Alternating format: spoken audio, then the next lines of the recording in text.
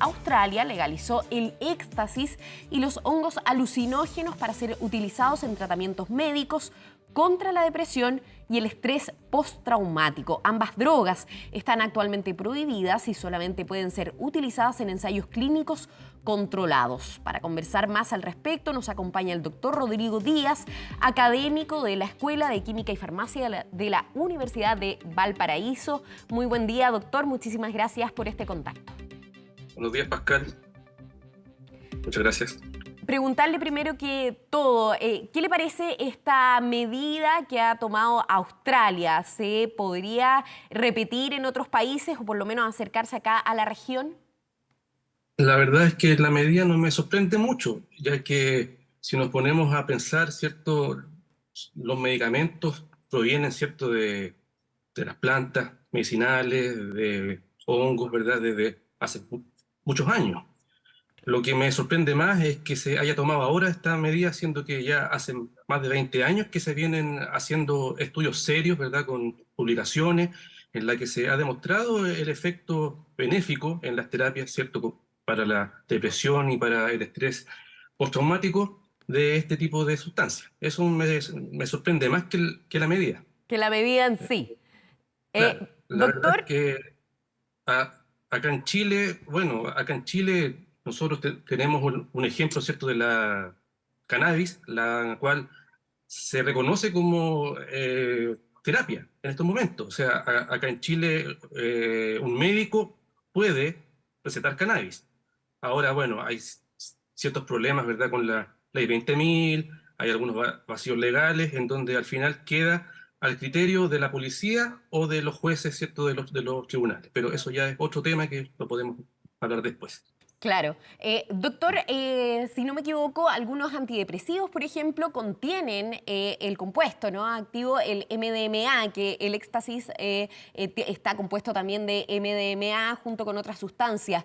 Esto tiene más que ver, para tratar este tipo de trastornos, tiene más que ver con la cantidad. Ya, el éxtasis, como usted bien dijo, ¿cierto? Es de la familia de las anfetaminas. ¿Ya? Las anfetaminas son fármacos que han existido siempre, hace muchos, muchos años. ¿Ya?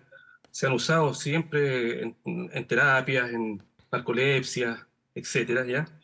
Pero lo más delicado, creo yo, de este tipo de fármacos que el éxtasis, ¿cierto?, es capaz de producir adicción. Ese es como el punto negro de, de esta sustancia, ¿ya? Pero los medicamentos que conocemos, los antidepresivos, ¿verdad?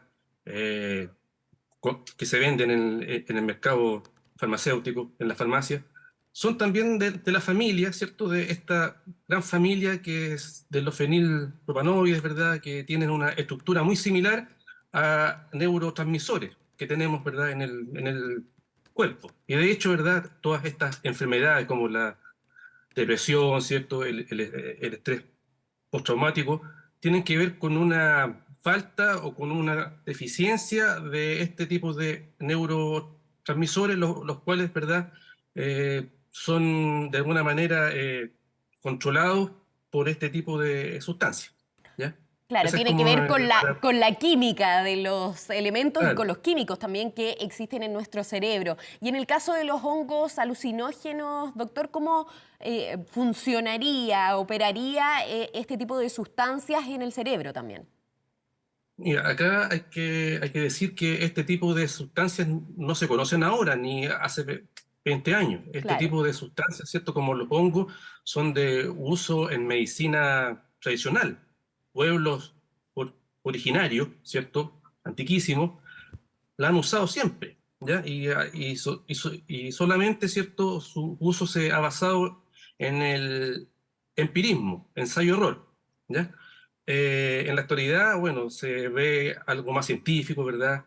Este tipo de sustancias, a diferencia, ¿cierto?, del éxtasis, los hongos son naturales, ¿cierto? Son claro. sustancias que la sintetiza el hongo y se ocupan tal cual, a diferencia, ¿cierto?, del éxtasis y de la anfetamina que son de síntesis. Eso también hay que hacer diferencia, ¿ya?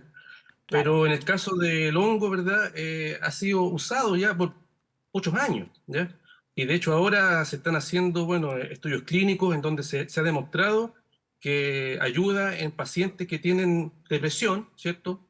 Depresión y también en estrés postraumático, puesto que el estrés postraumático es un síndrome, ¿ya? ¿Qué significa? Significa que está compuesto de varios síntomas, entre los cuales la depresión también está presente, ¿ya? Es una claro. manera de activar el cerebro, de gatillar, ¿cierto? La sinapsis, las neuronas que de alguna manera están inactivas o, en palabras simples, como que están apagadas, ¿ya? En un cerebro que ha sufrido depresión, que ha sufrido este tipo de estrés, hay cambios plásticos en el cerebro. Cambia la forma, ¿ya? Cambian las uniones, Las las redes, conexiones, se podría decir, ¿no? conexiones cambian. Entonces, una manera de ayudar a que estas conexiones se activen nuevamente sería, ¿cierto?, usando este tipo de psilocibina, que se llama, que es la molécula del hongo. ¿Ya? Doctor, de hecho, también se ocupa en nuestro país las microdosis de alucinógenos, o sea, hay microdosificación de ingesta de hongos alucinógenos para tratar hoy en día la depresión. Y esto ya lo explicaba usted en su respuesta anterior, pero ¿cómo opera a nivel cerebral esta microdosis para poder aliviar este tipo de trastorno? Claro, sí, obviamente esto no es que una persona se coma un hongo, ¿cierto? Y lo mastique directamente. Esto tiene que ser administrado por una persona que sepa, por un profesional, ¿cierto? O por un guía, que le llaman a veces, ¿verdad?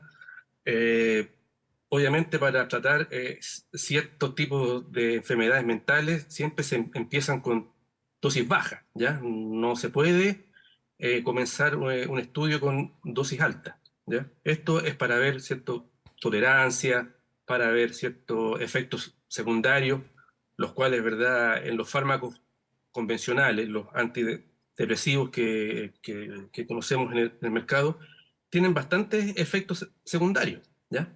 Claro. En este caso, para disminuir o para descartar efectos secundarios, siempre se empieza con dosis pequeñas, ¿ya? Ujú. Y de hecho, los estudios que se han hecho han sido así. Se comienza con pequeñas dosis y en Chile seguramente han hecho algunos estudios, ¿verdad? Los cuales también aportarían datos, ¿verdad? Para este tipo de situación. Claro. Importante, porque si bien es cierto, aún en Chile este tipo de sustancias están prohibidas, puesto que Ujú. están en lista uno, ¿verdad?